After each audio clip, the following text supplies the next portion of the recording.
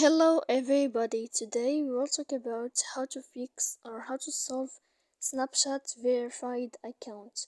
To know how to fix or how to solve Snapchat verified account, you should just go to settings as you see and you click. After that, in this page you will enter to apps, default apps, app settings. When you will find this list, you will enter to this window of Snapchat and you click here.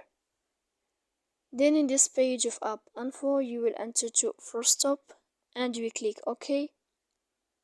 Then we go to click storage.